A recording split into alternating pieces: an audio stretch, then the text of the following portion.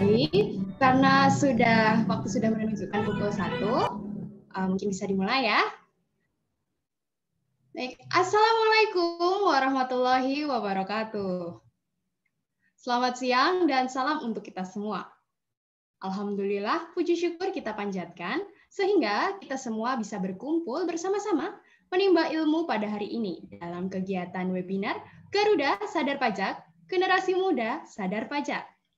Dan untuk membuka acara, alangkah baiknya untuk kita berdoa terlebih dahulu, agar acara dapat berjalan dengan lancar dan kondusif.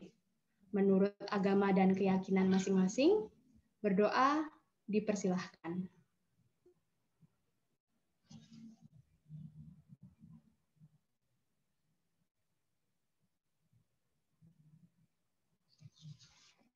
Baik, berdoa dapat dicukupkan. Nah, meski hari sudah siang, tentunya masih semangat dong ya. Buktinya teman-teman semua sudah menyempatkan diri untuk mengikuti acara webinar kita pada siang ini. Nah, kalau kata orang juga tak kenal maka tak sayang, maka izinkan saya untuk memperkenalkan diri terlebih dahulu. Saya Almadis Orsita, atau kalian bisa panggil saya Meng, mahasiswa Politeknik Keuangan Negara STAN, program studi Diploma 3 Pajak sebagai pembawa acara kalian pada siang hari ini. Dan untuk itu, berikut akan saya bacakan panduan dan tata cara webinar Garuda Sadar Pajak pada siang hari ini.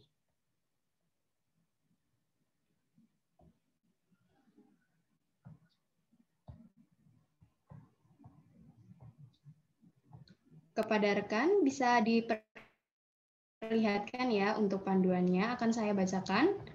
Yang pertama, peserta diharapkan masuk 5. Kemudian yang kedua adalah masuk menggunakan format sebagai berikut. Peserta underscore nama kalian. Contohnya seperti ini, peserta underscore Mawar Melati. Jadi untuk teman-teman yang format namanya belum disesuaikan, mohon disesuaikan ya. Kemudian yang ketiga adalah selama acara berlangsung, diharapkan untuk menyalakan kamera dan memakai virtual background yang telah disediakan oleh panitia. Jadi untuk yang belum on cam bisa on cam dulu dan kita pasang virtual background-nya sama-sama. Kemudian dilarang menyalakan mikrofon sebelum dipersilahkan oleh moderator atau MC, dan dilarang meninggalkan Zoom meeting sebelum acara berakhir, dan yang terakhir dan tak kalah penting adalah dilarang membawa isu sara. Baik, itu tadi adalah panduan kita pada siang hari ini. Selanjutnya juga akan saya bacakan susunan acara webinar, yaitu yang pertama adalah pembukaan, kemudian yang selanjutnya ada menyanyikan lagu Indonesia Raya, dan nanti dilanjutkan dengan pretest. Selanjutnya kita akan masuk ke materi oleh narasumber. Nanti juga akan ada sesi tanya jawab. Lalu akan ada post test lagi. Lalu pengisian daftar hadir dan kuesioner. Dan yang terakhir adalah penutupan. Dan kini masuk ke agenda selanjutnya, yaitu adalah menyanyikan lagu Indonesia Raya. Teman-teman diharapkan untuk dapat mengikuti dan rekan panitia dapat mengiringi.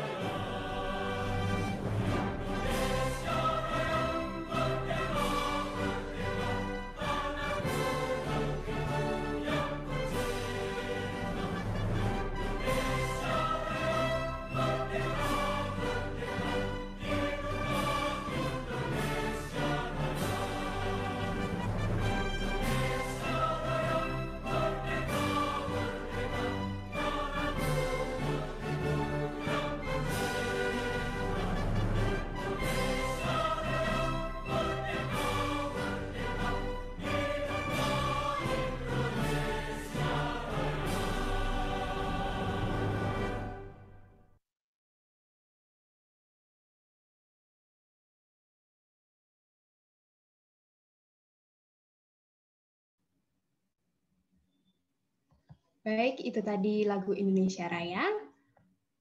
Dan sekarang kita akan masuk ke acara selanjutnya yang tentunya ini cukup seru nih karena acara selanjutnya adalah pretest. Untuk itu diharapkan teman-teman bisa membuka ponsel atau laptop atau PC masing-masing dan membuka Quizizz dan diikuti panduannya. Bisa dibuka ya aplikasi Quizizz-nya atau lewat web juga bisa. Dan masukkan kode sudah tertera di layar 730411 atau bisa langsung klik link yang sudah dikirimkan oleh panitia di kolom chat Zoom. Bisa dicek ya, bisa langsung join dan jangan lupa untuk mengganti nama dengan nama asli. Dan jika sudah nanti kita akan mulai bersama-sama. Langsung dibuka saja ya untuk Quizizz-nya.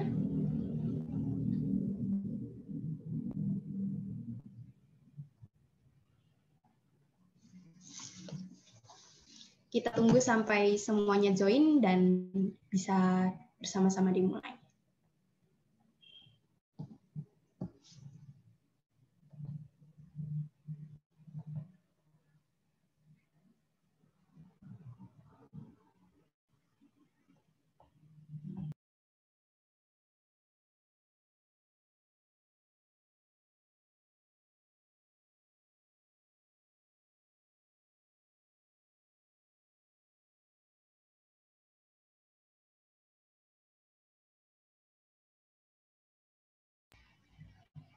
Sudah 14 orang yang bergabung, yang lainnya bisa menyusul. Ayo, ditunggu.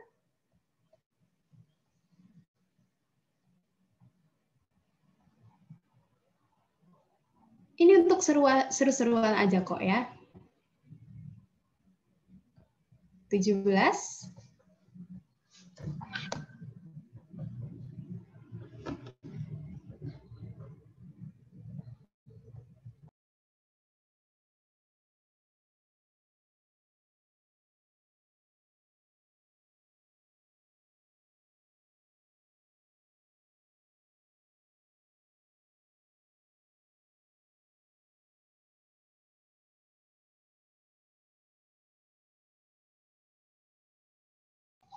Yang belum join Quizizz bisa langsung nyusul join ya. Linknya bisa dilihat di chat Zoom, bisa dicek di sana, bisa langsung klik.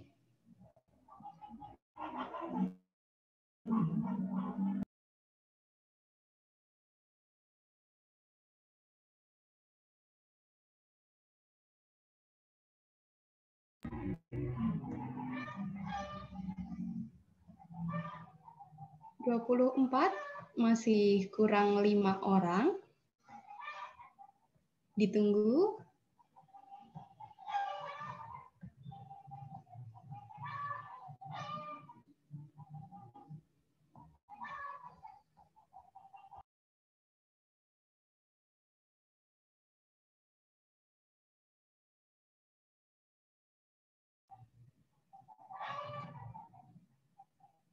Baik, 3 orang lagi masih ditunggu, biar kita bisa mulai sama-sama.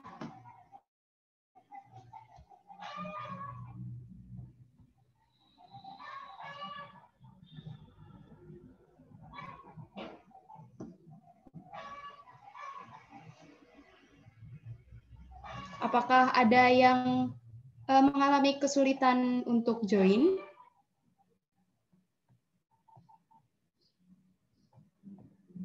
Sudah 27. 2 orang lagi. Jika terdapat kesulitan jaringan, bisa menyampaikan kepada panitia ya.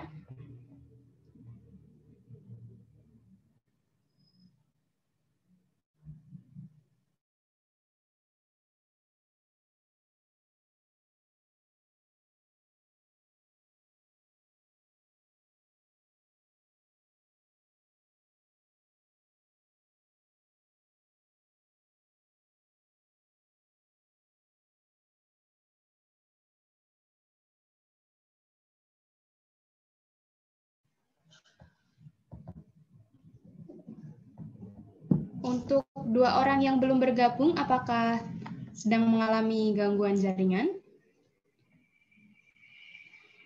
Baik, sudah 28.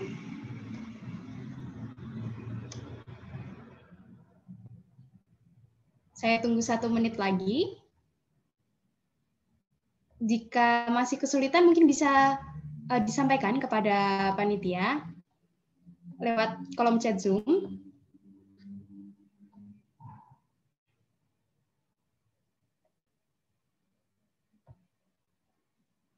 Oh, sepertinya sudah semua nih. Baik, karena tadi ada yang keluar dan sepertinya ada kesulitan jaringan, mungkin kita bisa langsung mulai aja ya teman-teman ya untuk panitia. Mungkin juga bisa dimulai, akan saya hitung 3, 2, 1.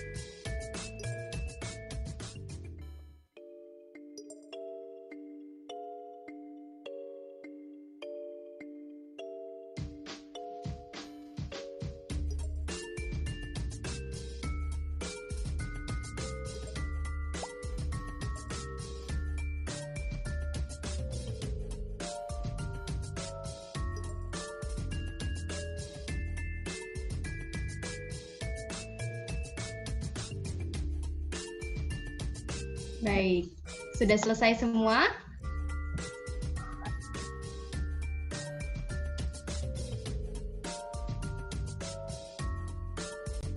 Ya, sudah bisa dilihat skornya. Tapi jangan gelisah, jangan risau, karena tenang aja, ini nggak akan ya. Nah, tapi nih nanti juga di akhir acara akan ada peserta yang beruntung untuk mendapatkan hadiah berupa OVO atau GoPay. Nah, kategorinya apa saja yang akan mendapatkan hadiah? Yang pertama ada 2 orang untuk post-test dengan nilai tertinggi, jadi setelah nanti kita akan ada post-test. Kemudian yang kedua adalah untuk penanya terbaik, jadi yang bingung atau punya pertanyaan bisa langsung disampaikan, bisa lewat dituliskan saja lewat chat Zoom, nanti akan dibaca oleh panitia dan pada sesi tanya jawab bisa disampaikan. Nah, kemudian kita mulai memasuki kepada acara inti, yaitu pengisian materi oleh narasumber. Nah, namun kali ini saya punya teman untuk memandu bincang-bincang kita. Nah, kepada rekan saya, Kak Dina, waktu dan tempat dipersilahkan. Baik, terima kasih Kak Meng. Assalamualaikum warahmatullahi wabarakatuh. Selamat pagi, salam sejahtera bagi kita semua. Sebelumnya, saya ingin menyapa rekan-rekan yang hadir di sini. Apa kabar nih rekan-rekan sekalian? Saya berharap semoga kita semua selalu mendapatkan limpahan karunia Tuhan Yang Maha Esa. Kami juga berharap rekan-rekan sekalian yang ada di rumah untuk tetap mematuhi protokol kesehatan agar tetap sehat di tengah-tengah pandemi seperti sekarang ini. Senang sekali saya Dina Pranelia, mahasiswa Diploma 3 Pajak Politeknik Keuangan Negara STAN, bisa hadir di tengah rekan-rekan yang sepertinya sudah semangat sekali nih untuk mendapatkan ilmu perpajakan. Nah, rekan-rekan, banyak orang yang masih tidak mengetahui mengenai pentingnya pajak, sehingga mereka enggan untuk membayar pajak kepada negara.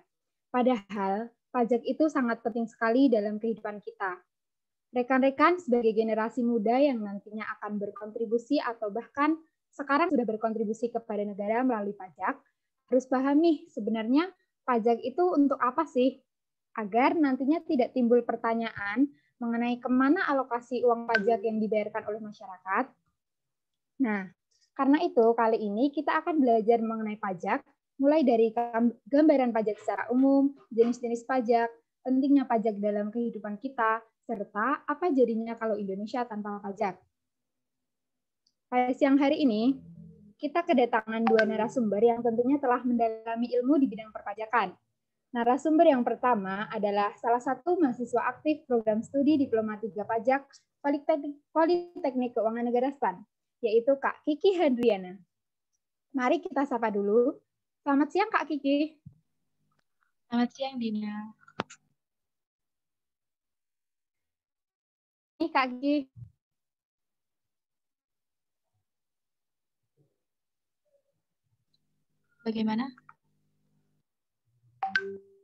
Bagaimana kabarnya nih Kak Kiki? Alhamdulillah baik Dina. Tentunya saya sangat bersemangat sekali ya untuk mengikuti webinar kali ini. Baik, bahagia selalu ya Kak di awal tahun 2021 ini. Sebelumnya saya ingin bertanya sedikit nih kepada Kak Kiki. Gimana sih tanggapan Kak Kiki mengenai penyelenggaraan webinar perpajakan kali ini?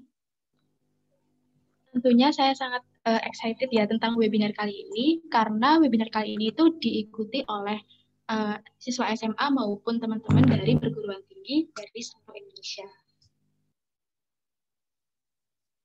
Wah, siap. Terima kasih, Kak. Selanjutnya, kita akan berkenalan dengan narasumber yang kedua, yaitu Kak Muhammad Aidil Firmansyah. Kak Aidil ini juga merupakan salah satu mahasiswa aktif di Politeknik Keuangan Negara STAN, program studi Diploma 3 Pajak. Mari kita sapa. Selamat siang, Kak Aidil. Selamat siang, Kak Dina. Kabar baik ya, Kak? Oh iya, pastinya dong. Baik banget. Ya, wah sepertinya Kak Aidil ini sudah semangat sekali nih untuk bisa membagikan informasi perpajakan kepada rekan-rekan di sini. Oh iya, pastinya dong. Semoga semua peserta di sini setelah ikutin webinar ini jadi ngerti sebenarnya apa sih fungsi dari pajak itu buat kita semua gitu. Wah, mantap sekali nih. Nah, sebelum masuk ke sesi penyampaian materi oleh narasumber kita, kami infokan bahwa rekan-rekan yang ingin mengajukan pertanyaan dipersilahkan untuk bertanya melalui kolom chat Zoom terlebih dahulu, dan nanti setelah selesai penyampaian materi, rekan-rekan dengan pertanyaan terpilih akan dipersilahkan untuk bertanya secara langsung kepada narasumber. Baik, tanpa berlama-lama lagi, mari kita simak bersama materi dan sharing dari pembicara kita. Kepada Kak Kiki dan Kak Aidil, kami persilahkan. Baik, terima kasih Dina. Assalamualaikum warahmatullahi wabarakatuh. Shalom, salam sejahtera untuk kita semua. Om Swastiastu, Namo Buddhaya, Salam Kebajikan. Yang saya hormati teman-teman peserta webinar Garuda Sadar Pajak dan teman-teman panitia yang sudah menyiapkan acara webinar ini. Senang sekali saya diberi kesempatan untuk sharing dengan teman-teman dari SMA maupun teman-teman dari perguruan tinggi yang tersebar di seluruh Indonesia. Untuk itu juga saya mengucapkan terima kasih dan mengapresiasi kepada semua peserta yang sudah mau meluangkan waktunya untuk kita bisa belajar bersama-sama di webinar kali ini. Nah, boleh tepuk tangan secara langsung ataupun klik reaction yang ada di Zoom untuk menyemangati kita belajar pada webinar ini. Baik, terima kasih. Kemudian untuk Mahmud, tolong dibantu untuk share screen.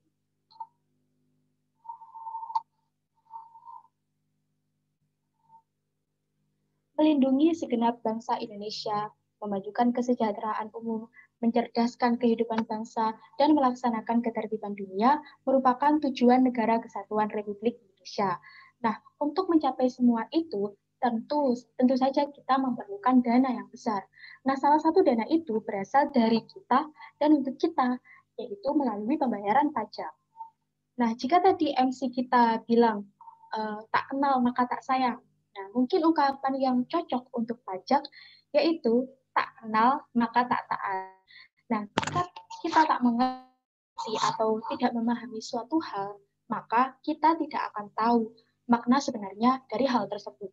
Tahu makna sebenarnya, maka kita juga tidak akan taat atau patuh. Nah, oleh karena itu, sebelum kita melangkah lebih jauh nanti, kita harus tahu apa itu pajak. Nah, menurut undang-undang, pajak itu adalah kontribusi wajib kepada negara yang terutang oleh orang pribadi atau badan yang bersifat memaksa berdasarkan undang-undang dengan tidak mendapatkan imbalan secara langsung dan digunakan untuk sebesar-besarnya kemakmuran rakyat. Nah, dari pengertian itu panjang juga ya ternyata. Nah, sebenarnya dari definisi menurut undang-undang tadi ada 4 keyword atau 4 kata kunci penting di situ. Nah, yang pertama yaitu kontribusi wajib, kedua adalah bersifat memaksa, ketiga tidak mendapatkan imbalan secara langsung dan digunakan untuk sebesar-besarnya kemakmuran rakyat. Yang pertama nih yaitu kontribusi wajib. Nah, kontribusi wajib ini berarti setiap warga negara yang telah memenuhi syarat untuk membayar pajak atau kita sebut juga dengan wajib pajak, dia itu wajib membayarkan pajaknya ke negara. Kemudian yang kedua yaitu bersifat memaksa. Nah, artinya suka nggak suka, mau nggak mau, jika telah memenuhi syarat untuk menjadi wajib pajak, maka dia harus membayarkan pajaknya. Nah, bagaimana jika tidak mau? Tentu saja nanti akan ada sanksinya. Kemudian yang ketiga adalah tidak mendapatkan imbalan secara langsung. Nah, ini nggak seperti retribusi ya teman-teman. Oh ya, perlu teman-teman ketahui kalau retribusi itu berbeda dengan pajak. Kalau retribusi itu setelah teman-teman membayarkan sejumlah uang atau sejumlah dana, maka teman-teman akan mendapatkan imbalan berupa jasa ya biasanya yang akan didapatkan secara langsung. Contohnya ketika teman-teman pergi ke stadion. Nah, teman-teman pergi menggunakan sepeda motor gitu misalkan. Nah, setelah sampai di stadion, teman-teman kan parkir gitu. Nah, terus didatangi sama tukang parkir. Di situ tukang parkir menyerahkan kayak kertas gitu dan isinya retribusi parkir senilai 2.000 misalkan. Nah, berarti setelah teman-teman membayarkan retribusi atau dalam bentuk uang senilai 2.000 itu, kemudian teman-teman akan mendapatkan imbalan yaitu jasa parkir atau jasa sewa lahan parkir. Nah, kalau di pajak, ketika teman-teman sudah membayarkan pajak, maka tidak akan mendapatkan imbalan berupa jasa ataupun barang yang akan didapatkan secara langsung. Nah, kalau sudah membayarkan pajak, ya sudah, terima kasih gitu. Nah, jadi yang keempat ini adalah digunakan untuk sebesar-besarnya kemakmuran rakyat. Nah, dari pajak yang telah dikumpulkan oleh pemerintah itu kemudian akan dikelola secara lebih lanjut untuk membangun jalan tol, untuk membangun jembatan, sekolah, kemudian fasilitas umum, dan lain-lain dalam rangka meningkatkan kemakmuran rakyatnya. Nah, jadi ingat ya teman-teman, ada 4 kata kunci penting tentang pengertian pajak, yaitu kontribusi wajib, bersifat memaksa, tidak mendapat imbalan secara langsung, dan digunakan untuk sebesar-besarnya kemakmuran rakyat. Next slide.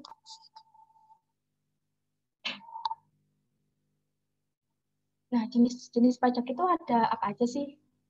Di Indonesia ada 2 jenis pajak berdasarkan yang mengadministrasikannya. Yang pertama adalah pajak pusat dan yang kedua adalah pajak daerah. Next slide. Nah, pajak pusat ini artinya pajak yang diadministrasikan oleh Kementerian Keuangan melalui Direktorat Jenderal Pajak. Nah, mungkin teman-teman ini lebih familiar atau mungkin pernah melihat kantor pelayanan pajak atau KPP atau kantor pelayanan penyuluhan dan konsultasi perpajakan atau KP2KP yang ada di daerah kabupaten atau kota tempat tinggal teman-teman. Nah, pajak pusat ini meliputi pajak penghasilan, pajak pertambahan nilai, pajak penjualan barang mewah, bea meterai, dan PBB serta P3. Nah, contohnya nih, yang PPh.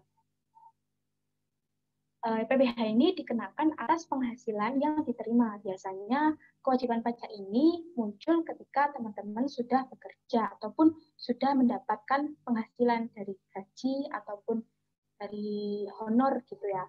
Nah, namun tenang aja ya, nggak semua penghasilan ini dikenakan pajak, namun hanya penghasilan tertentu dan jumlah tertentu. Nah, tapi untuk di webinar kali ini, kita tidak akan membahas hal tersebut lebih lanjut ya teman-teman. Mungkin di lain waktu kita bisa bahasnya secara lebih lanjut. Kemudian ada juga pajak pertambahan nilai. Nah, pajak pertambahan nilai ini biasanya itu ada saat impor, ekspor, dan pembelian barang. Misalkan di teman-teman ketika beli di Indomaret gitu, misalkan beli aqua, itu tertera harganya 3.300. Kemudian setelah bayar di kasir, kan dikasih struk tuh. Nah, di struknya itu ternyata di bawahnya adalah ada PPN atau pajak pertambahan nilai senilai 300. Nah, berarti dari 3.300 yang teman-teman bayarkan tadi, 3.000-nya itu merupakan harga aqua dan 3.000-nya itu adalah pajak. Kemudian ada PPNBM atau pajak penjualan barang mewah. Nah, PPNBM ini dikenakan terhadap barang mewah. Nah, maksudnya barang mewah ini barang yang sangat mahal gitu. Misalkan mobil BMW, kemudian pesawat pribadi. Nah, itu merupakan objek atau hal yang dikenai PPNBM. Kemudian ada bea meterai. Nah, bea meterai ini meterai tempel itu teman-teman, yang 3.000, 6.000, tapi sekarang sudah menjadi 10.000 ya. Nah, itu juga merupakan jenis pajak.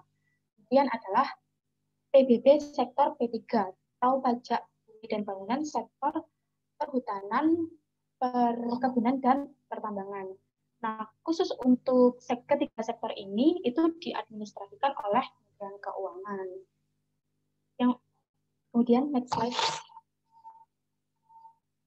Nah, sementara itu untuk pajak daerah ini meliputi pajak provinsi dan pajak kabupaten.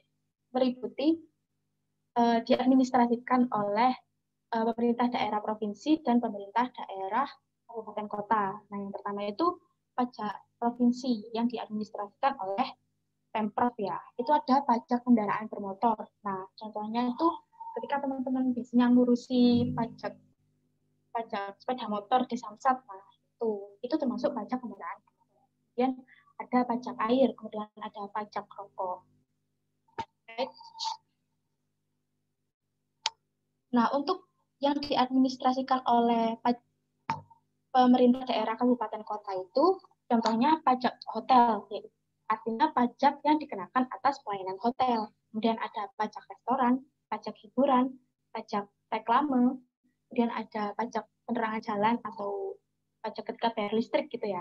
Kemudian ada pajak parkir dan PBB P2, yaitu pajak rumah kalian itu yang PBB 2 itu diadministrasikan oleh pemerintah daerah kabupaten kota masing-masing.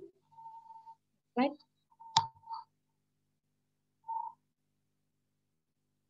Next slide. Nah, dari pajak yang sudah dikumpulkan oleh Direktorat Jenderal Pajak dan dikumpulkan oleh pemerintah daerah itu kemudian akan dialokasikan. Nah, tetapi yang di sini kita membahasnya alokasi pajak pusat atau yang diadministrasikan oleh Kementerian Keuangan.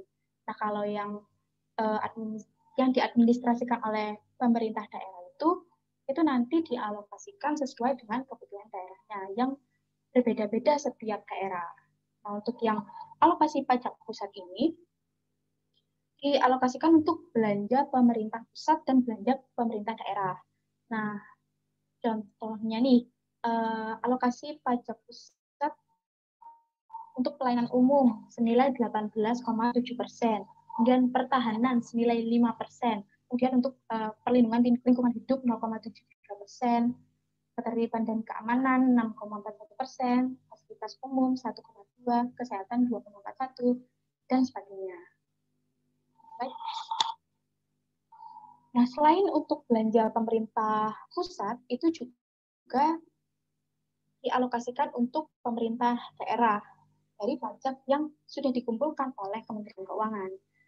Itu untuk dana alokasi umum, dana bagi hasil, dana alokasi khusus fisik, dana non-fisik juga, ada dana keistimewaan DIY, dana otonomi khusus, dana insentif daerah, dan dana desa. Dan nilai persentase yang bisa kalian lihat. Right. Nah, contohnya nih, kita langsung ke ilustrasi saja ya teman-teman, biar kita bisa langsung tergambar alokasi pajak yang sudah kita bayarkan. Contohnya, Andita, seorang karyawati di Bank Indonesia, membeli iPhone 12 Pro Max senilai 28 juta dan membayarkan PPN senilai 10%-nya, yaitu 2.800.000. Next slide. Nah, dari pajak senilai 2.800.000 tadi, itu si Andita ini telah berkontribusi kepada negara untuk dana alokasi umum senilai 470.000. Nah, mungkin teman-teman bingung nih, apa sih itu dana alokasi umum, dana bagi hasil? Nah, ini cukup teman-teman ketahui saja, dana alokasi umum itu adalah dana yang diberikan kepada pemerintah daerah. Itu tujuannya untuk pemerataan kemampuan keuangan. Jadi, untuk pemerataan ini, si Andita ini sudah berkontribusi 470.000. Kemudian ada dana bagi hasil, itu diberikan juga ke pemerintah daerah berdasarkan persentase tertentu. Kemudian untuk dana alokasi khusus fisik, nah ini tuh biasanya ketika daerah itu punya proyek-proyek khusus gitu, misalkan ada pembangunan waduk, kemudian ada pendidikan, perumahan dan pemukiman, kemudian untuk kelautan dan perikanan itu dialokasikan untuk dana alokasi khusus fisik. Nah, sementara itu untuk dana alokasi khusus non-fisik, ini meliputi dana BOS, kemudian ada dana operasional penyelenggaraan pendidikan anak usia dini atau PAUD, dan juga tunjangan profesi guru. Nah, kemudian untuk dana otsus atau otonomi khusus, ini diberikan kepada daerah-daerah tertentu, yaitu Provinsi Papua dan Papua Barat, kemudian Aceh, dan juga daerah keistimewaan Yogyakarta. Yang pertama itu Papua Barat. Nah, kita tahu ya di sana dan di Jawa ini itu kan ketimpangannya itu tinggi, terutama di dalam hal infrastruktur. Nah, dana otsus ini khusus diberikan untuk itu. Kemudian bagi Provinsi Aceh, nah itu untuk pemeliharaan infrastruktur, juga untuk pemberdayaan ekonomi masyarakat Aceh. Sementara itu untuk Provinsi Daerah Istimewa Yogyakarta, dana otonomi khusus ini digunakan untuk pertanahan tata ruang, kelembagaan, dan kebudayaan daerah istimewa Yogyakarta. Kemudian ada juga yang namanya dana insentif daerah. namanya juga insentif, kan berarti adalah penghargaan atau hadiah. Nah, dana insentif ini diberikan ketika daerah itu sudah melampaui kinerjanya, sudah mencapai kinerja tertentu, maka diberikan dana insentif daerah. Kemudian ada dana desa yang diperuntukkan untuk membiayai penyelenggaraan pemerintahan, pembinaan, dan pemberdayaan masyarakat desa.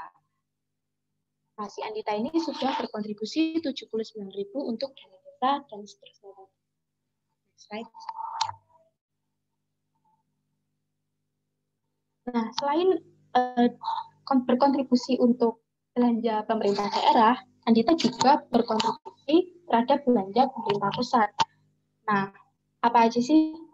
Yaitu 523.000 dari 2.800.000 tadi itu kontribusi untuk pelayanan umum. Kemudian untuk pertahanan 144.000 sekian. Nah, pertahanan ini itu untuk contohnya itu digunakan untuk meningkatkan kekuatan pertahanan, kemudian untuk meningkatkan stabilitas kawasan dan pembangunan, kemudian untuk memperkuat keamanan laut juga. Selain itu untuk ketertiban dan keamanan.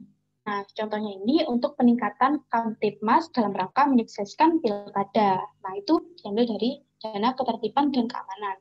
Lalu untuk penanggulangan terorisme, kemudian pengamanan siber, dan konflik sosial politik lainnya. Kemudian ini juga digunakan untuk kepastian hukum dan reformasi birokrasi dan penanggulangan penyalahgunaan narkoba. Selain itu, dia juga berkontribusi untuk ekonomi senilai 447.000 sekian. Nah, Andita ini berarti mendukung ketahanan pangan, mendukung ketahanan energi juga, dan mendukung pembangunan sarana dan prasarana transportasi.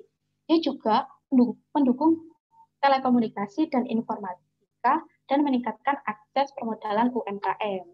Kemudian untuk perumahan dan fasilitas umum ini, dia berkontribusi untuk meningkatkan kepemilikan rumah. Nah, kita tahu kalau saudara kita itu masih banyak yang belum memiliki rumah. Kemudian untuk kesehatan, dia itu berkontribusi dengan pembinaan upaya kesehatan rujukan. Dia juga berkontribusi untuk peningkatan kesediaan obat publik dan pembekalan kesehatan. Nah, untuk bidang pariwisata, dia juga berkontribusi nih. Nah, pariwisata ini contohnya untuk pengembangan destinasi wisata dan pembangunan sarana ruang kreatif. Yang agama, dia meningkatkan pelayanan kehidupan beragama dan juga meningkatkan kualitas penyelenggaraan haji dan umroh. Untuk pendidikan, dia berkontribusi untuk memperluas akses pendidikan. Jadi diharapkan Indonesia ini, semua rakyat Indonesia ini bisa mengakses pendidikan. Kemudian untuk percepatan dan peningkatan kualitas sarana prasarana pendidikan juga. Yang perlindungan sosial, contohnya itu digunakan untuk kartu sembako, kemudian rehabilitasi sosial. Nah, itu saja. Pembahasan selanjutnya akan dilanjutkan oleh saya Aiki. Baik, terima kasih Kak Kiki. Baik, Assalamualaikum warahmatullahi wabarakatuh. Salam sejahtera untuk kita semua. Om Swastiastu, Namo Buddhaya, salam kebajikan, Shalom. Nah, terima kasih kepada Bapak Ibu yang telah hadir di seminar kali ini, kakak-kakak, adik-adik sekalian, panitia yang sudah menyelenggarakan seminar kali ini, serta teman-teman yang saya banggakan. Puji dan syukur kepada Tuhan Yang Maha Esa karena berkat rahmat-Nya lah kita dapat berkumpul di webinar kali ini. Dan kita di sini bersama-sama ngomongin masalah perpajakan nih kan. Jadi setelah tadi Kak Kiki ngebahas mengenai apa itu pajak dan kemana sih sebenarnya larinya uang pajak itu sendiri. Nah, kalau sama aku, aku ajak mikir-mikir nih tentang perpajakan. Nah, sebelum kita masuk ke materi, mungkin aku mau kasih pertanyaan, tapi karena kita nih online kayak gini, kalian jawabnya dalam hati aja ya. Pertanyaannya itu, panitia bisa di share screen? Nah, baik. Jadi pertanyaan itu mutusin buat berhenti bayar pajak. Atau gimana sih kondisi suatu negara kalau tanpa ada pajak kayak gitu. Nah, sebelum pertanyaan ini bisa terjawab, sudah pasti bakal timbul pertanyaan lain bukan? pertanyaan yang kayak, apakah ketika pajak itu dihapuskan, maka bentuk hukum dari suatu negara itu akan berubah? Bentar dulu tapi, apakah hukum itu sendiri tetap bakal ada? Mengingat kalau nggak ada pajak itu nggak bakal ada politisi, nggak bakal ada polisi, tentara, pengadilan, serta hakim yang mau bayar mereka gitu. Terus siapa yang bakal negakin hukum-hukum tersebut? Nah, jadi sebenarnya ada beberapa negara maju yang rakyatnya itu pengen hidup tanpa pajak dan juga tanpa pemerintahan. Tapi sebenarnya menurut kalian ya, ini jawab lagi dalam hati ya, apakah itu evolusi atau malah devolusi sih? Oke, untuk menjawab pertanyaan tadi, mungkin aku bakal ngasih bayangan nih tentang kondisi suatu negara kalau nggak ada pajak. Baik, panitia bisa next slide.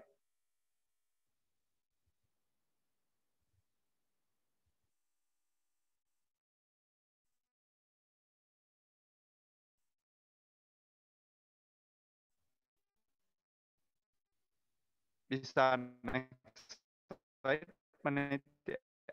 Oke. Nah, lewatin jalan raya ataupun jembatan.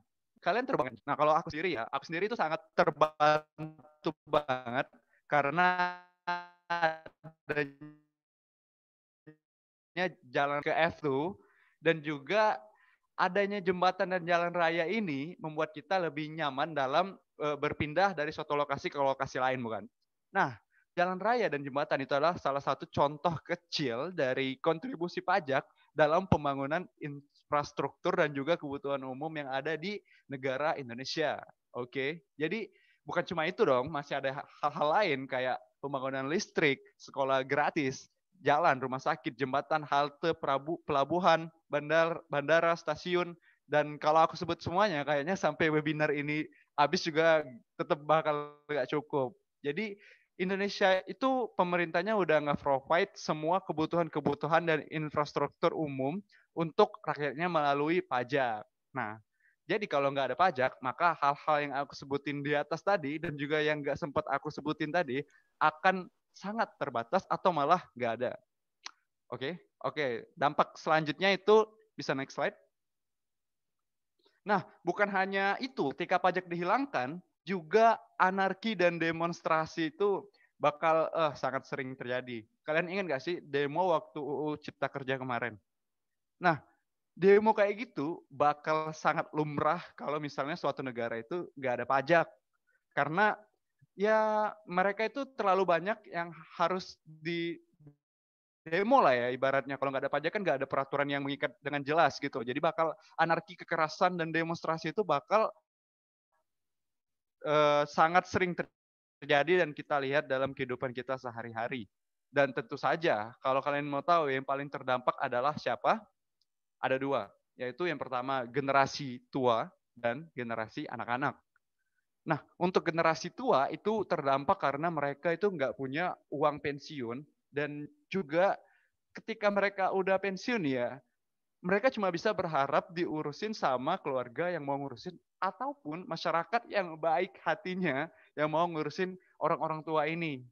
Oh ya, kita lihat aja ya di Indonesia sekarang yang udah nerapin pajak nih, masih banyak loh generasi tua yang hidup sendiri dan tidak terurus gitu. Sekarang bayangin, kalau misalnya negara Indonesia ini tanpa pajak, bakal seberapa banyak tuh orang-orang tua yang nggak terurus dan ya hidup sendiri di luar sana.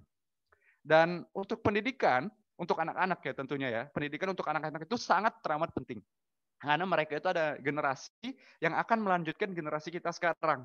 Tetapi kalau nggak ada pajak, maka pendidikan untuk anak-anak tersebut bakal sangat eksklusif, di mana mereka cuma punya pilihan. Yang pertama, mereka sekolah di sekolah swasta yang sangat mahal. Atau yang kedua, mereka cuma bisa homeschooling, yang tentunya juga kalau mau bagus harus mahal. Atau pilihan ketiga nih yang paling menyedihkan yaitu mereka nggak sekolah sama sekali. Nah, jika hal-hal ini terjadi di Indonesia, yaitu nggak ada pajak tadi, maka tingkat pendidikan Indonesia yang rencananya akan dibuat naik terus tadi, malah akan turun dan semakin terpuruk gara-gara pendidikan Indonesia nggak maju gitu. Terus dampak lainnya kalau nggak ada pajak, next slide. Nah, bakal banyak loh public figure yang akan melakukan segala hal demi mendapatkan kekuasaan. Emang sebenarnya sekarang sih ya, saat ini emang udah sering terjadi KKN di mana-mana. Oh ya, KKN-nya itu bukan kuliah kerja nyata ya, tapi kolusi, korupsi, nepotisme.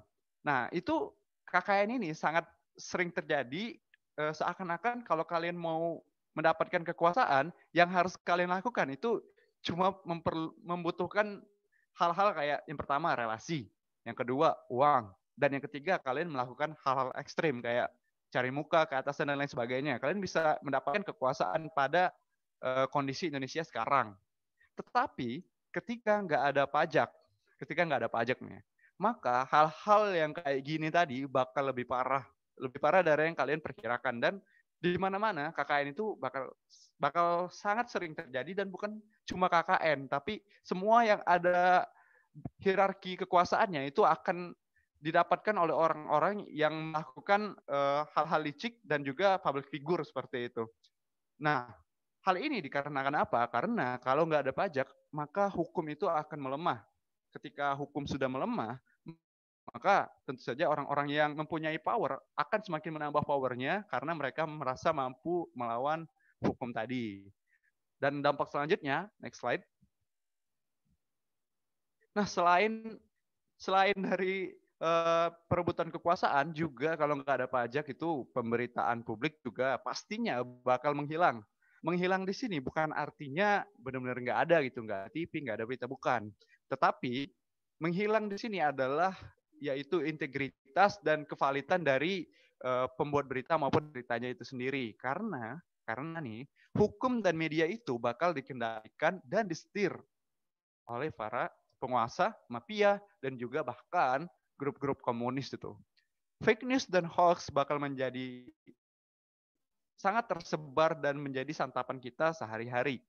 Berita-berita tersebut tentunya dimunculkan dengan tujuan untuk memberikan keuntungan pribadi kepada ya kaum-kaum tertentu, kaum-kaum yang mempunyai kepentingan dan kekuasaan di negara ini. Jadi secara nggak langsung nih ya, pajak itu konsepnya gini, pajak, kalau nggak ada pajak maka nggak ada hukum, nggak ada media, maka semuanya itu dapat dipropaganda dan dimanipulasi. Dan dampak selanjutnya, next slide. Oke. Nah, dampak selanjutnya itu asuransi kesehatan publik itu untuk orang mampu ya, itu akan hilang.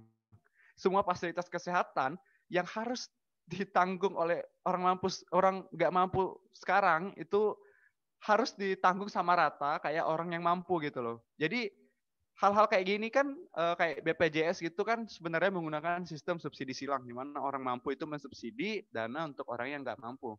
Tetapi dengan seiring hilangnya pajak, maka asuransi kesehatan untuk orang nggak mampu ini juga akan hilang. Nah, kalian sendiri pada mau nggak sih kalau misalnya BPJS atau asuransi kesehatan lain itu hilang? Apalagi kita kan bukan orang yang crazy rich kayak mereka itu kan. Jadi kita sangat membutuhkan asuransi kesehatan, terutama kayak BPJS dan asuransi lainnya itu. Maka ini salah satu dampak yang akan terjadi kalau nggak ada pajak. Lalu dampak selanjutnya nih, kalau nggak ada pajak. Next slide. Nah, ini dampak selanjutnya adalah dari sisi ekonomi suatu negara.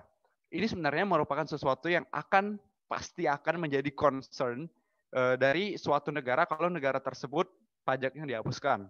Yaitu ekonomi mereka akan chaos atau tidak stabil seperti itu. Ini terjadi karena ya pajak itu sudah menjadi suatu hal yang mayoritas semua negara memperlakukan seperti itu. Ketika ada suatu negara yang tidak menerapkan pajak, maka negara tersebut akan dipandang pesimis oleh negara-negara lain yang menerapkan pajak karena negara lain merasa negara yang nggak nerapin pajak itu nggak bakal mampu berkembang dan bertumbuh kayak negara yang nerapin pajak, contohnya kayak gitu.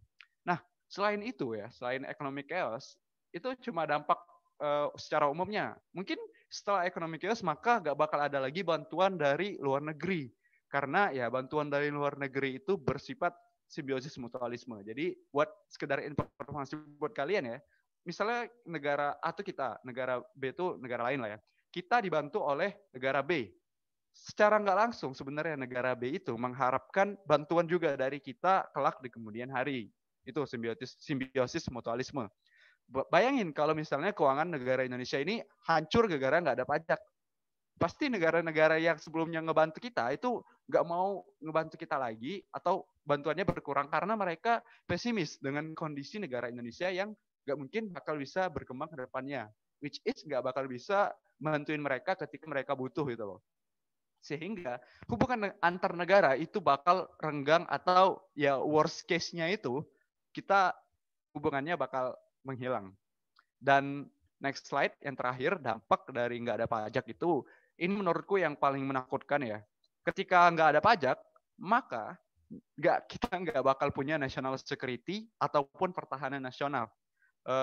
Salah dua contohnya national security di Indonesia itu kayak TNI, Tentara Nasional Indonesia, atau Polri, Polisi Republik Indonesia. Kita nggak bakal punya itu karena nggak ada yang bayar mereka untuk melaksanakan pertahanan nasional, yaitu sehingga negara-negara lain akan melihat ini sebagai peluang untuk melakukan invasi atau penyerangan, pengambil alihan kepada negara kita Indonesia kalau nggak nerapin pajak. Akibat negara kita tuh melemah dan nggak ada pemerintahan. Jadi ibaratnya kita tuh vacuum of power gitu. Mereka akan menyerang lalu merebut semua aset-aset dan komoditi yang ada di negara kita. Serem banget bukan? Nah, ketika kita nggak punya kita vacuum of power, nggak punya pemerintahan, akibatnya nggak punya pemerintahan, kita nggak punya pertahanan nasional, maka perlawanan kayak gimana pun itu hanya akan sia-sia. Jadi kita kayak balik lagi di masa penjajahan tuh, di mana kita masih nggak bersatu buat melawan para penjajah gitu loh. Nah, itu tadi beberapa 7 dampak ya yang akan terjadi kalau misalnya negara itu nggak nerapin pajak. Di sini tadi aku ambil contohnya Indonesia. Nah, banyak dampak lain yang dapat terjadi kalau misalnya negara itu nggak nerapin pajak. Yang pasti tapi dari semua itu ialah sosial manusia itu nggak bakal berjalan kalau nggak ada pajak. Kita bakal terbelah dan kita bakal saling menaklukkan. Nah, mungkin ya setelah mendengar 7 dampak ini, kalian bakal muncul pertanyaan kali ya, kayak ada beberapa negara ke-ideal yang bisa hidup tanpa ada pajak. Gimana tuh? Oke, next slide.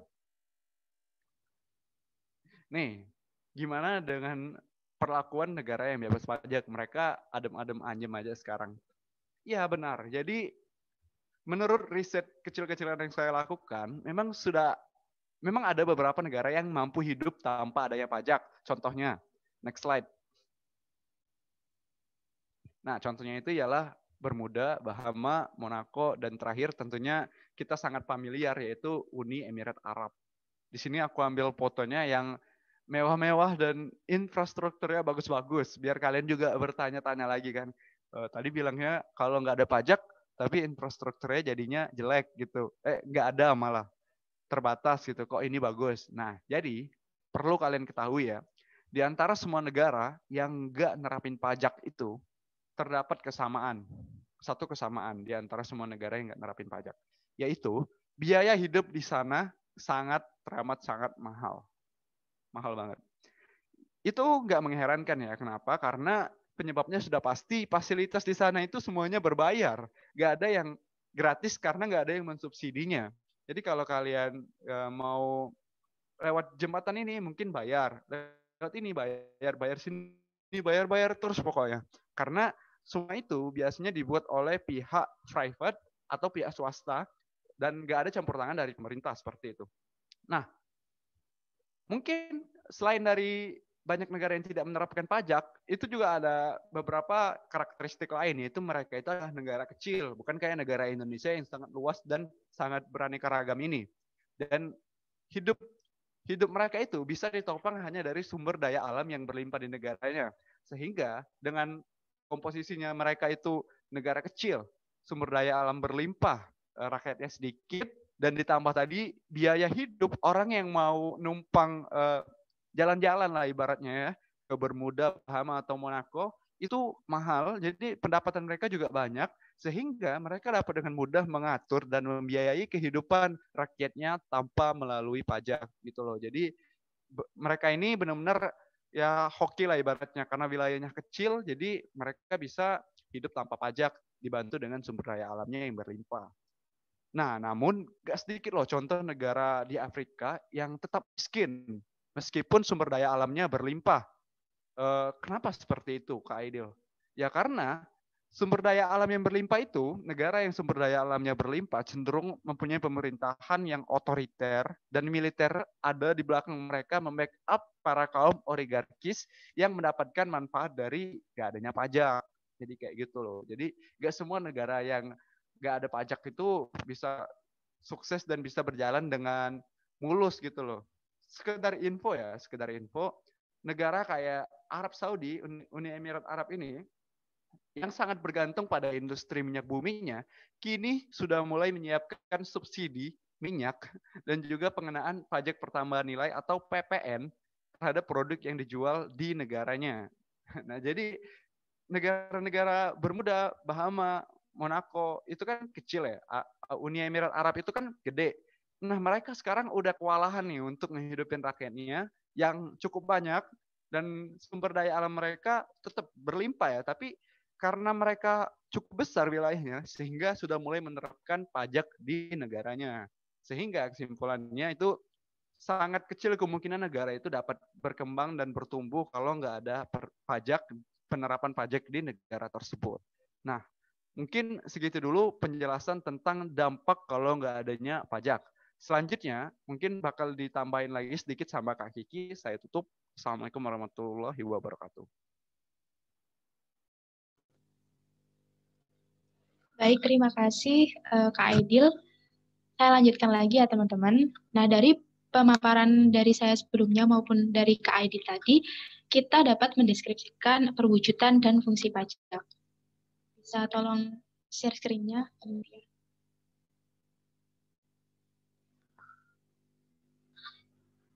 Nah, perwujudan dan fungsi pajak apa aja sih?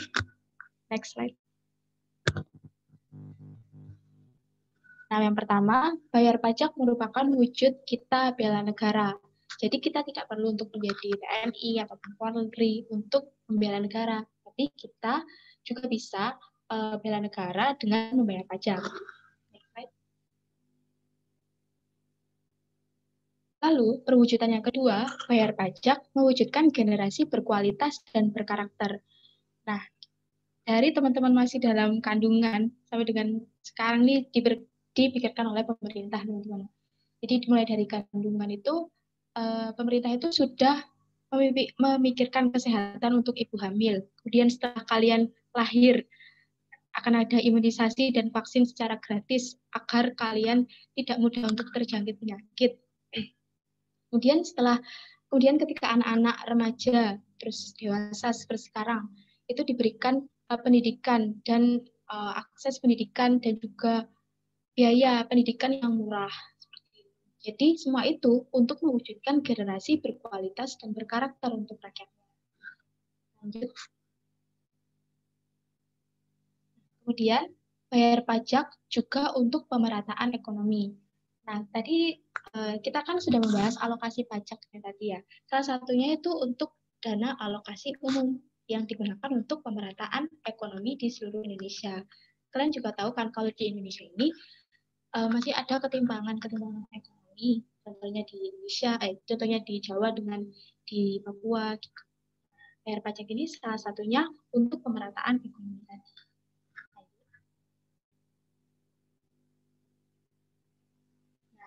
Dari pemaparan saya dan Aidil tadi, apakah kalian masih menolak untuk bayar pajak? Pikir-pikir lagi ya.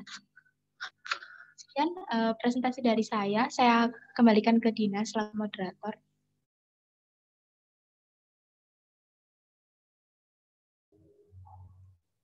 Wah, penjelasan yang sangat komprehensif ya rekan-rekan. Nah, sekarang sudah ada beberapa pertanyaan nih di kolom chat Zoom. Saya akan membacakan beberapa pertanyaan dari teman-teman. Kemudian nanti juga saya akan mempersilahkan teman-teman yang lain untuk menanyakan pertanyaannya secara langsung. Langsung saja saya bacakan dulu. Pertanyaan yang pertama itu dari rekan Desti Wahyuning. Izin bertanya Kak, pendapatan dari e-commerce seperti Shopee dan Tokopedia dikenakan pajak apa saja ya Kak? Silahkan kepada Kak Aidil atau Kak Kiki untuk bisa langsung menjawab.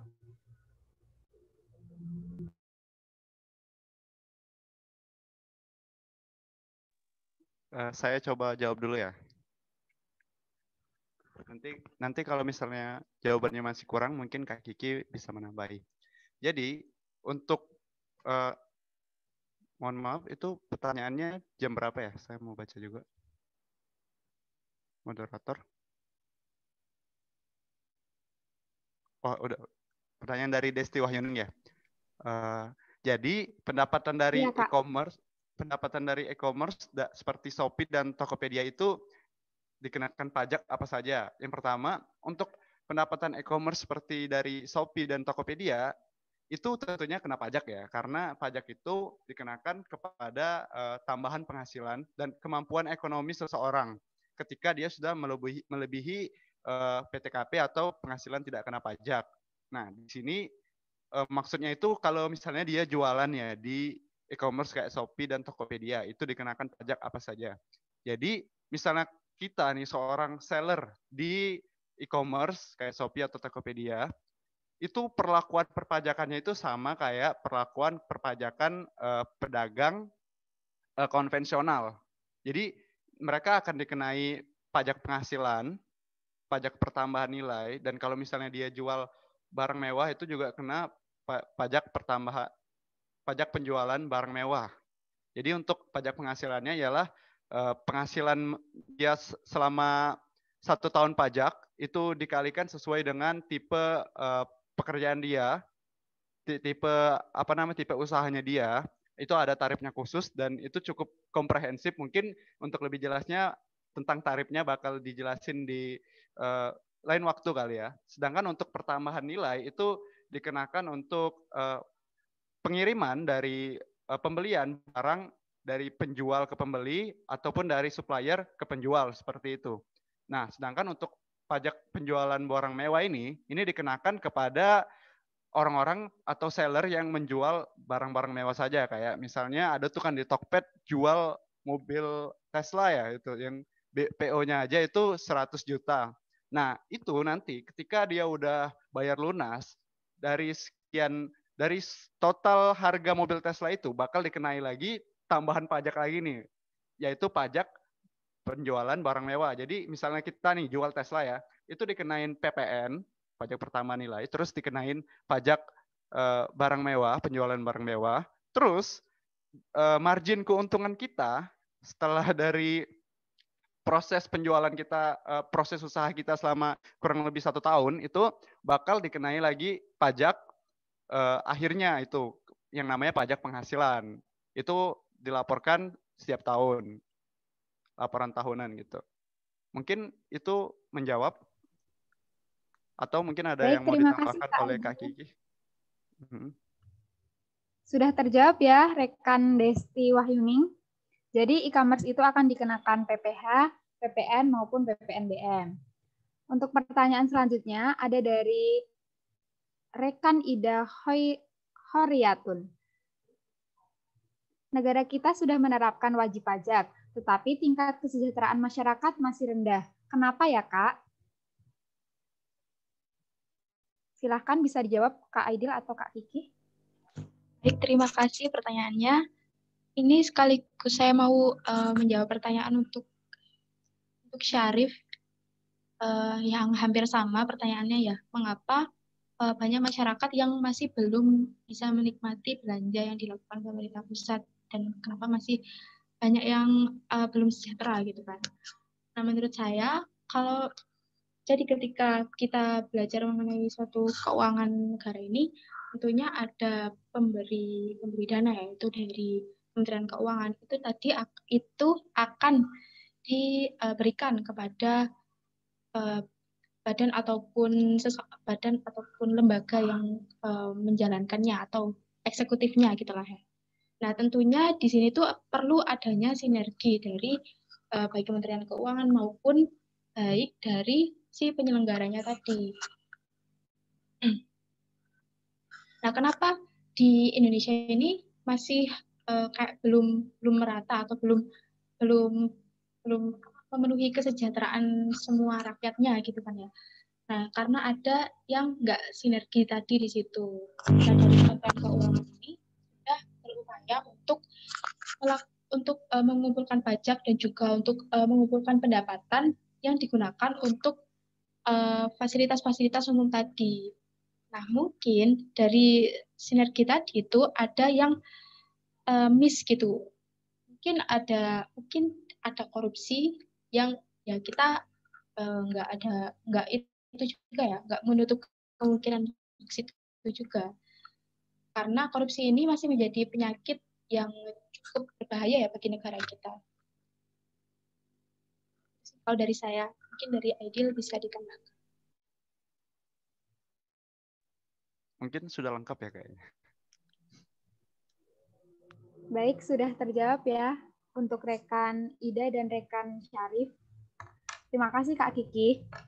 Untuk selanjutnya ada pertanyaan dari rekan Ratu Desmunda Faustina. Izin bertanya Kak, apakah wajib pajak kalau tidak membayar pajak akan mendapatkan sanksi? Terima kasih. Silakan Kak Aidil mungkin bisa menjawab. Oh ya, tentu saja ya.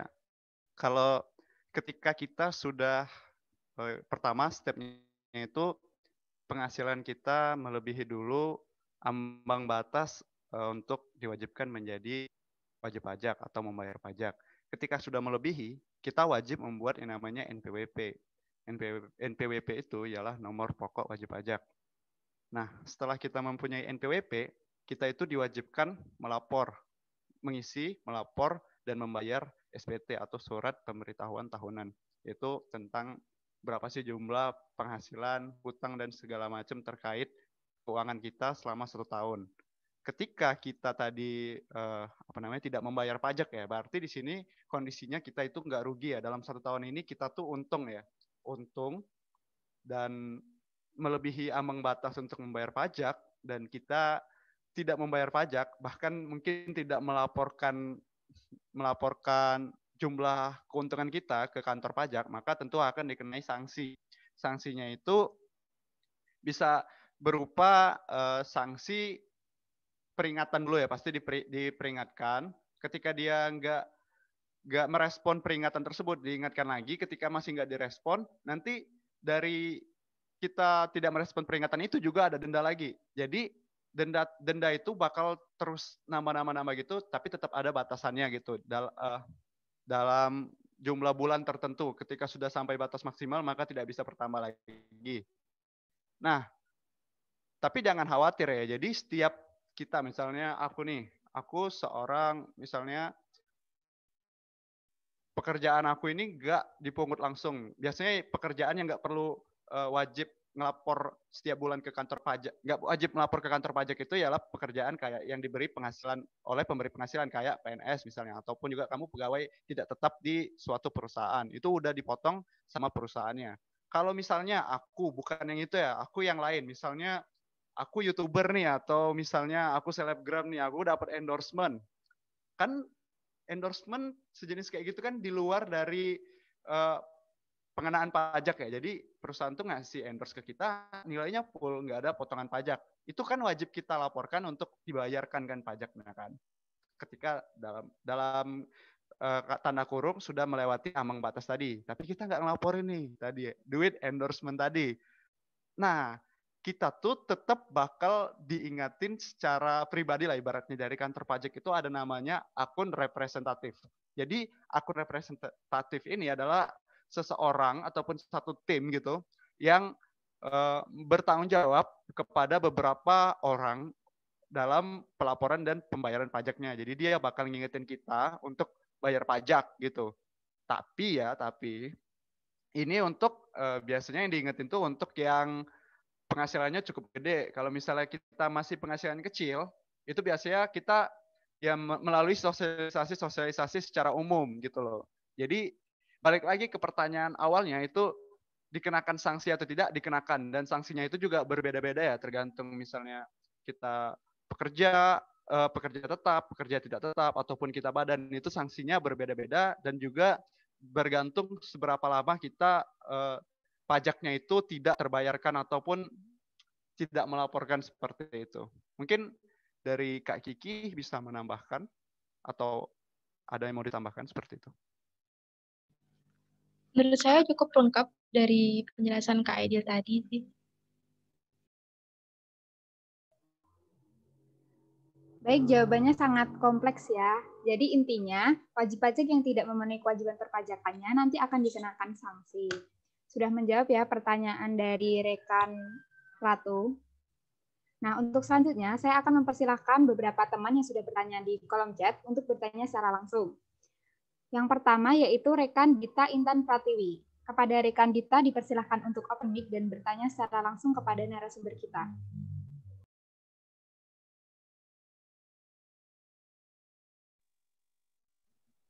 Assalamualaikum warahmatullahi wabarakatuh. Kak, izin bertanya, jika misalnya pada tahun ini kan sudah buat NPWP. Nah, pada tahun ini PTKP kita itu, PTKP saya tidak memenuhi gitu loh, Kak. Tapi pada tahun setelahnya itu PTKP kita melebihi, penghasilan kita melebihi PTKP. Jadinya kita itu harus langsung lapor lewat online atau langsung bayar lewat online atau harus konsultasi dulu ke KPP. Terima kasih, Kak.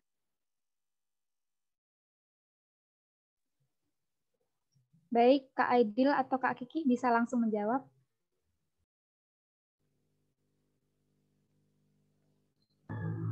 Izin menjawab ya. Jadi yang siapa tadi? Itu kata pertanyaannya adalah bagaimana jika sudah melewati PTKP ya penghasilannya. Nah, di situ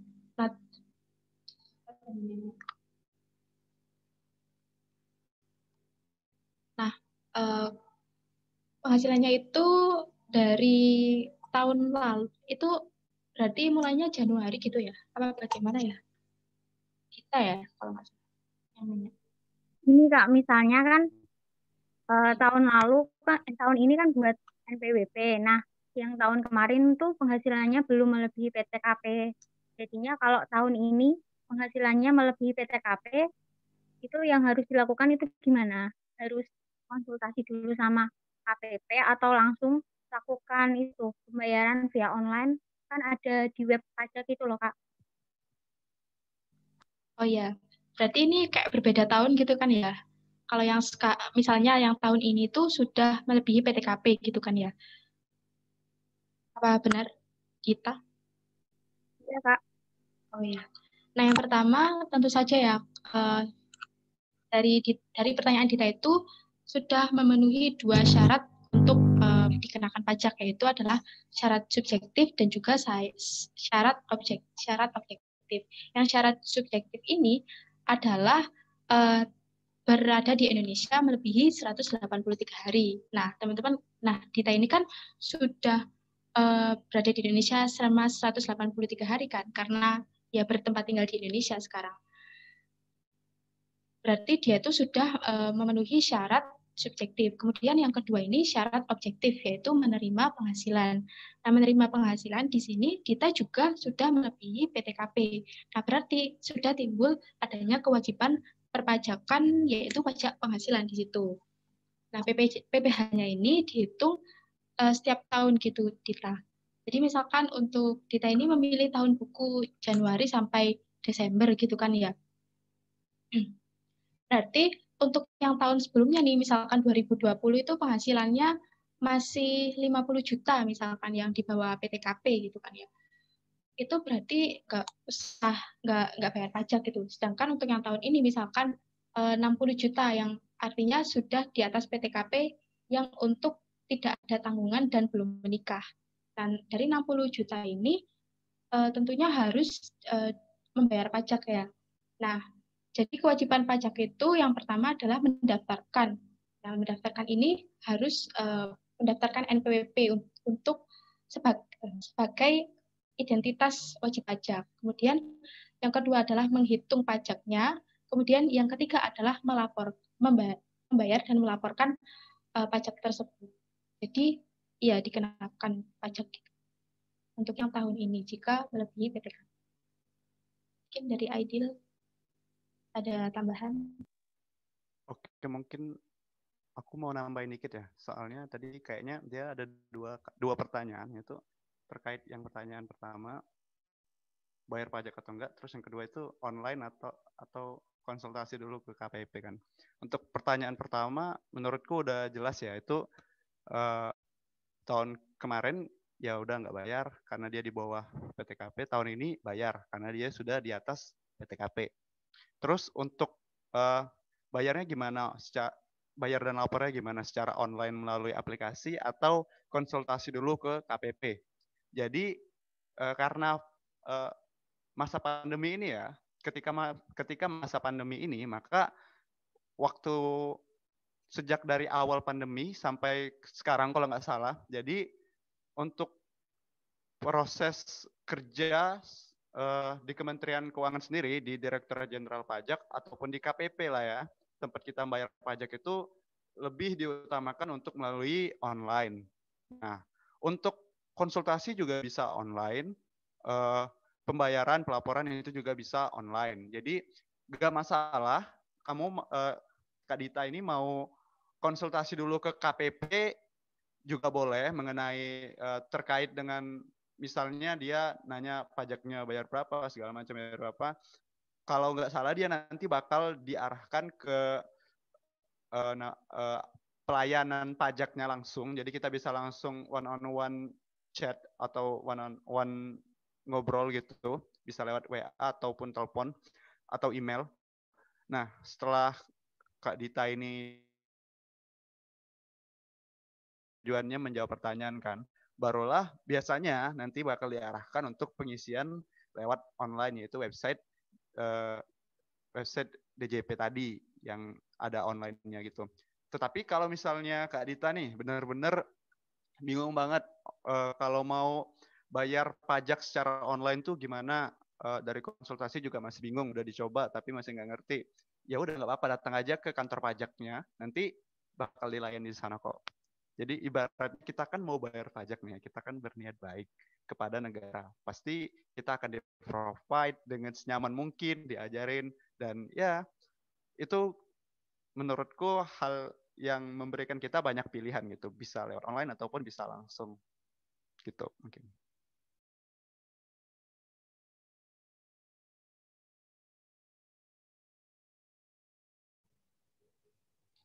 Baik, untuk rekan Dita, apakah sudah bisa dipahami? Sudah, Kak. Kak, maaf mau tanya satu lagi boleh? Mohon maaf untuk ini karena hanya keterbatasan waktu. Jadi apabila ada pertanyaan yang belum terjawab dari rekan-rekan yang lain, dan kalau ada yang ingin bertanya lagi, bisa bertanya di grup WhatsApp untuk peserta webinar. Nanti kami akan jawab melalui grup tersebut. Oh ya udah, terima kasih Kak. Ya.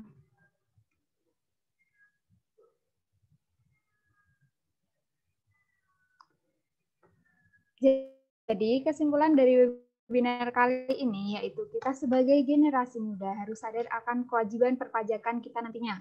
Karena pajak itu sangat penting dalam menunjang fasilitas di berbagai kehidupan kita. Baik karena keterbatasan waktu dan acara inti sudah terlewati, maka saya selaku moderator mohon undur diri. Untuk selanjutnya saya kembalikan kepada Kak Meng selaku MC. Terima kasih. Wassalamualaikum warahmatullahi wabarakatuh. Ya, baik. Itu tadi adalah narasumber kita dengan materinya ya. Terima kasih juga kepada rekan Dina yang telah memandu jalannya acara bincang-bincang kita pada kali ini. Nah, sekarang karena tadi saya lihat sudah pada semangat bertanya nih. Saya lihat banyak sekali yang bertanya. Sekarang saya mau gantian yang bertanya nih. Saya ingin satu orang saja untuk kita ngobrol sedikit saja. Mungkin siapa ya? Saya akan coba pilih lewat peserta yang di sini. Rekan Iis Juliana, apakah bisa dinyalakan mic-nya? Saya cuma mau tanya,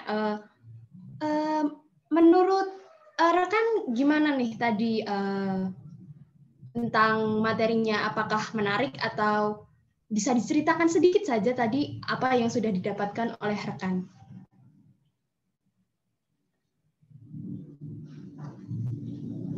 Rekan Is Juliana, apakah ada di tempat?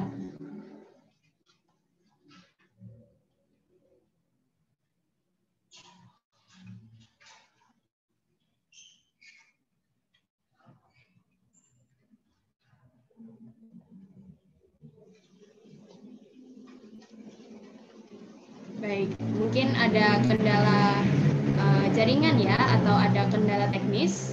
Saya akan beralih mungkin ke siapa nih? Saya akan coba beralih ke rekan Dita Intan Pratiwi. Apakah ada di tempat? Apakah bisa menyalakan mic-nya? Oke, Kak. Oke, saya cuma mau tanya dikit nih. Tadi menurut rekan materinya seperti apa ya? Terus mungkin bisa diceritakan sedikit kembali tadi sudah dapat apa saja dari yang sudah disampaikan narasumber kita. Menurut saya webinarnya sangat bermanfaat. Soalnya kalau yang belum tahu bagaimana pajak, terus manfaatnya itu bisa tahu lewat ini. Terus kan banyak orang yang kadang kayak nanti kalau bayar pajak dikorupsi sama orang lain. Padahal kan kalau kita bayar pajak manfaatnya banyak buat negara sama masyarakat itu kan. Jadinya memang harus banyak sosialisasi itu buat masyarakat yang memang belum tahu gimana pajak itu, manfaat pajak itu. Gitu, Kak. Baik, terima kasih untuk rekan Dita. Jadi memang alhamdulillah kita jadi memiliki gambaran ya tentang apa itu pajak dan manfaatnya untuk kita semua. Nah, karena materi kita sudah disampaikan semua, selanjutnya kita akan masuk ke acara yang ditunggu-tunggu karena acara selanjutnya adalah post-test yang tentu saja kali ini dengan hadiah untuk 2 orang dengan nilai tertinggi. Jadi untuk itu rekan-rekan sekalian, teman-teman sekalian bisa langsung buka kuis-kuisnya lagi, langsung join lewat aplikasi dan atau lewat web bisa dibuka. Untuk kodenya adalah 9 2 8 1 5 8 atau bisa langsung klik. Untuk linknya ada dikirim nanti di chat Zoom, rekan panitia bisa mengirim. Nah, itu sudah terlihat ya untuk linknya. Bisa langsung diklik saja, langsung join. Diingatkan untuk mengisi dengan nama asli ya.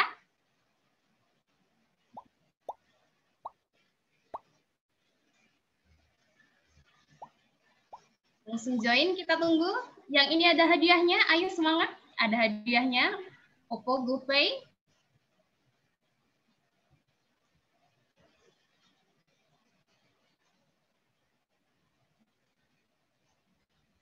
Sudah 14, yang lainnya ditunggu.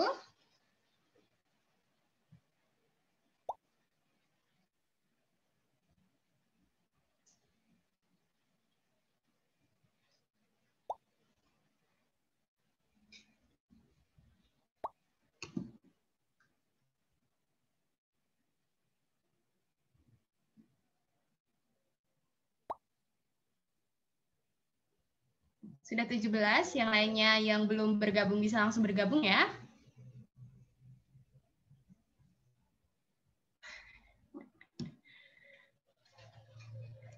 Hadiahnya lumayan loh buat jajan bisa loh ya.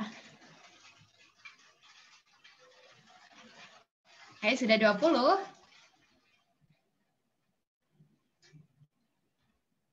Ditunggu.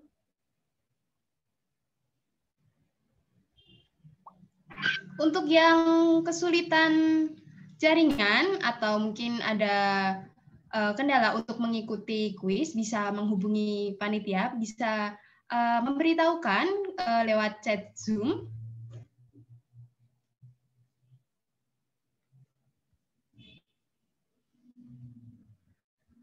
Sudah 21, yang lain ditunggu.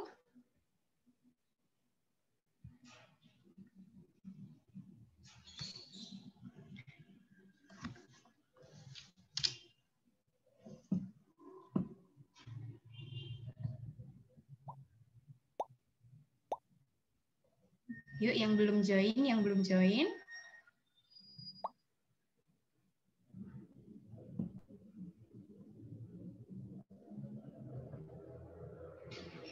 Sudah 26. Yang lainnya bisa langsung menyusul.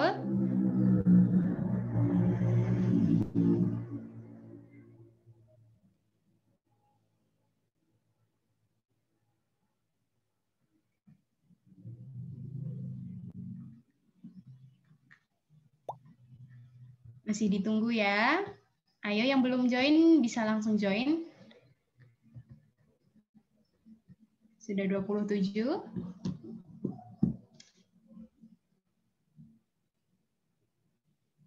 Sekali lagi untuk yang kesulitan jaringan atau ada kendala untuk mengikuti post-test pada kali ini, bisa menghubungi panitia, bisa menghubungi lewat chat Zoom mengatakan bahwa sedang ada kendala.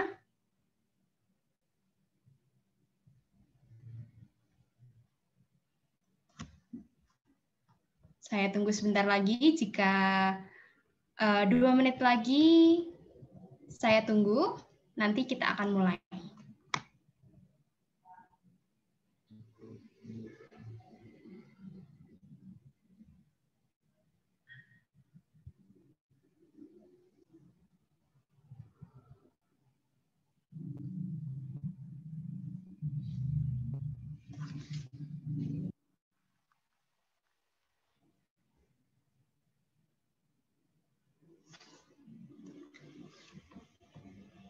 Masih 27, yang lainnya apakah sedang terkendala jaringan? 1 menit lagi dan 1 menit lagi akan saya mulai. Jadi untuk teman-teman yang belum bergabung, silahkan langsung bergabung saja ya. Untuk linknya bisa dibuka di chat Zoom, bisa langsung diklik.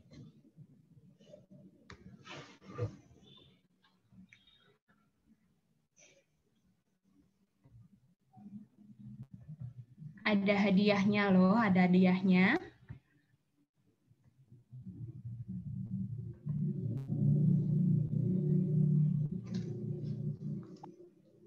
Sudah 28. Sebentar lagi akan saya mulai ya. Ayo yang belum join bisa langsung join. 29.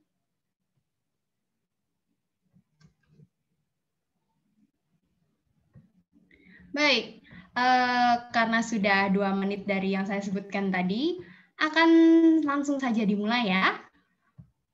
Kuis akan dimulai dalam 3, 2, 1.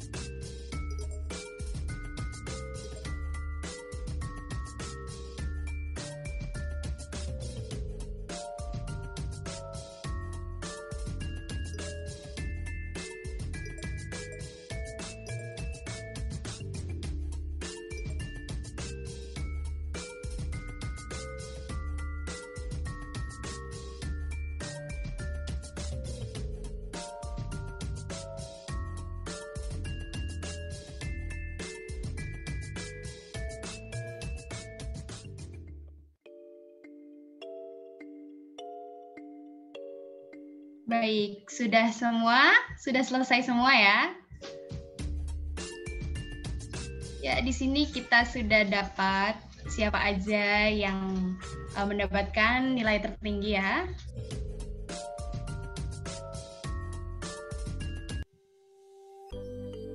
Ya, selamat kepada juara 1 dan juara 2. Ada Veronica Ayu di peringkat pertama dan Fadilatul Hilmiah di peringkat kedua. Ya, itu tadi juara kita untuk post-test kali ini. Nah, tapi yang belum beruntung tidak apa-apa, tidak usah berkecil hati. Mungkin lain kali kita bisa mengadakan kuis lagi yang nanti ada hadiah-hadiah lagi mungkin ya. Nah, karena post-test sudah selesai, kami akan berikan waktu untuk teman-teman untuk memulai mengisi untuk absen dan kuesioner.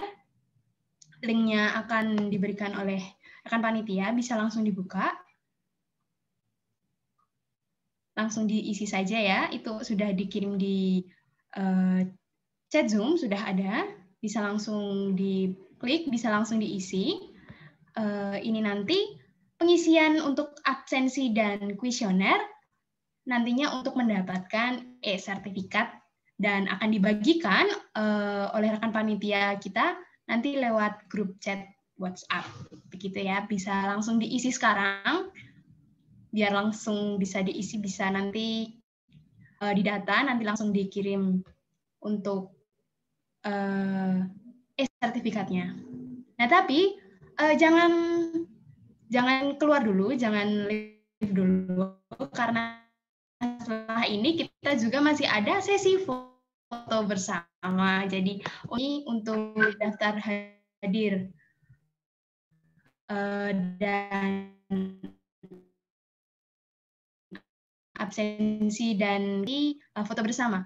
Nanti akan dipandu oleh rekan panitia, rekan Dede ya, untuk pengambilan fotonya.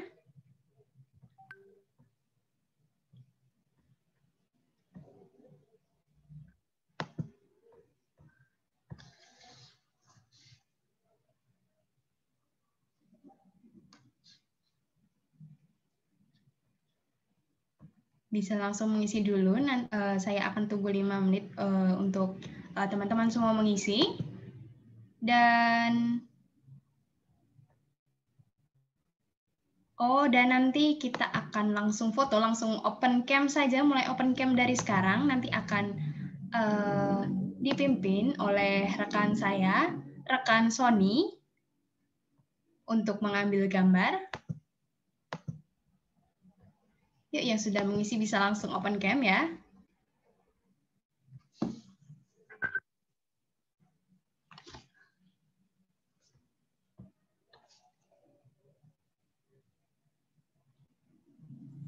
Ayo pada on cam. Yuk on cam. Kita foto bersama.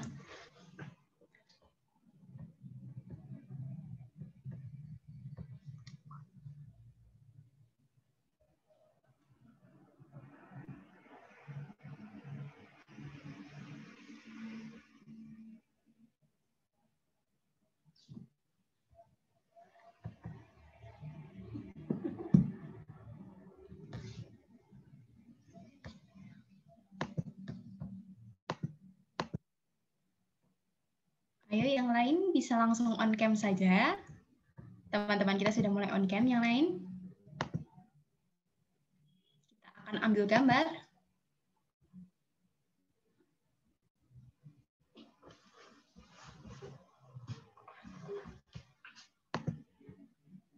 Oh baik, kalau untuk yang nggak bisa on cam nggak apa-apa, tapi untuk yang bisa diharapkan untuk on cam ya, karena kita akan mengambil gambar bersama-sama.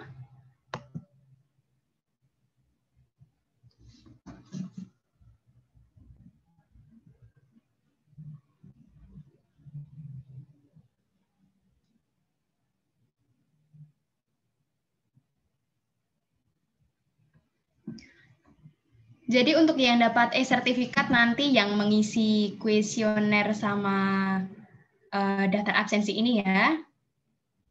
Jadi untuk yang pengen dapat e-sertifikatnya langsung diisi pan lengkap. Dan kalau sudah kita on cam bersama-sama dan langsung untuk mengambil gambar.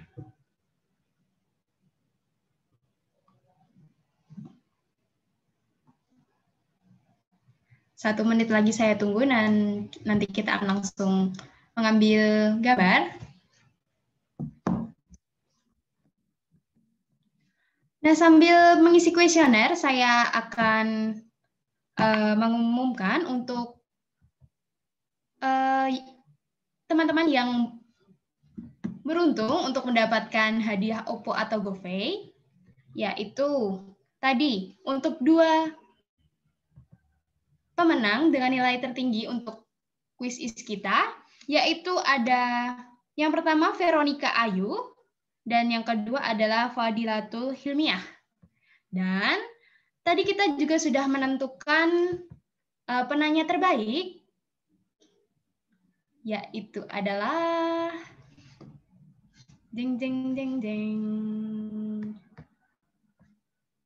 penanya terbaiknya adalah selamat kepada rekan Dita yang tadi sudah menanyakan. Nanti untuk pemenangnya akan langsung dihubungi oleh panitia untuk pengambilan hadiahnya ya. Baik, mungkin sudah ya. Untuk selanjutnya kita langsung on cam, langsung bisa diambil gambarnya, rekan Sony.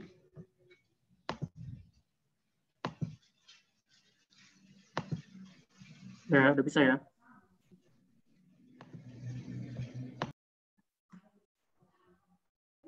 Satu, dua, tiga.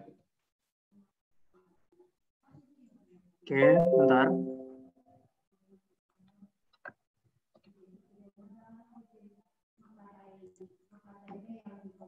Sekali lagi. 1, 2, 3. Oke, terima kasih teman-teman. Baik, terima kasih juga rekan Sony. Alhamdulillah ya, kita sudah sampai di penghujung acara. Puji syukur bahwa seluruh rangkaian acara kita pada siang hari ini telah terlaksana dengan kondusif. Dan semoga webinar kali ini dapat memberikan ilmu serta manfaat kepada kita semua. Terima kasih kepada peserta yang sudah berpartisipasi dalam webinar kali ini. Dan terima kasih kepada narasumber, juga terima kasih kepada panitia yang sudah bertugas. Saya, Meng, selaku pembawa acara, mohon undur diri dan mewakili rekan panitia. Untuk kurang dan lebihnya kami mohon maaf. Billahi taufiq wal hidayah. Wassalamualaikum warahmatullahi wabarakatuh. Garuda sadar pajak, generasi muda sadar pajak. Sampai jumpa di lain waktu.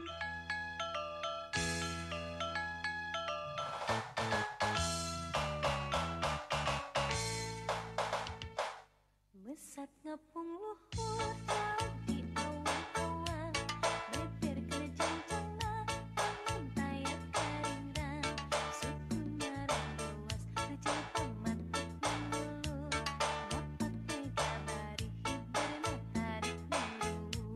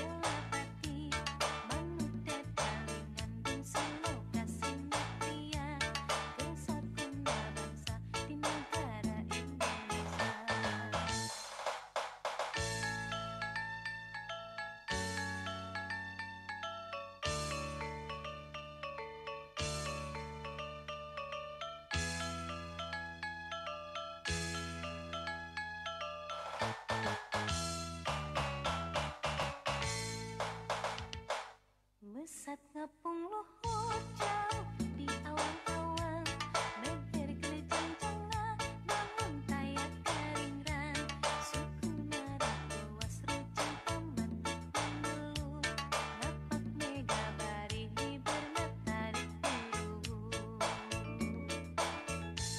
Saha anu bisa usulkan netandangna, gandang jeung tertentang aya bandinganana, dipika kincir dipika serap susah sama, aya karentan kasihan leber wawanena.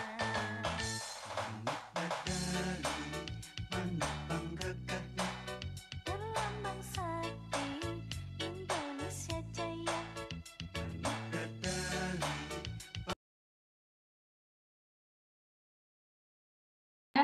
Akhirnya kan kita doakan. Alhamdulillah. Alhamdulillah ya Allah. Akhirnya selesai. Temenku itu loh banyak nggak ngisi kuesioner sama absensi. Udah kecewa gara-gara skornya itu mepet katanya. Apanya yang Kok mepet? gitu sih? Apanya yang mepet?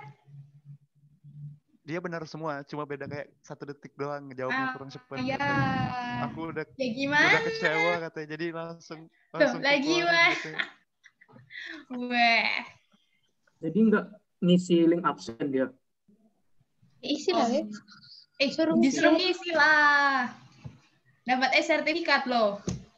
Iya kayak sesi. Isiin aja deh.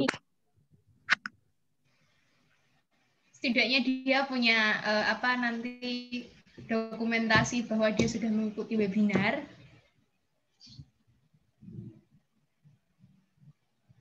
Paksa deal. Ya Dil harus mau Dil.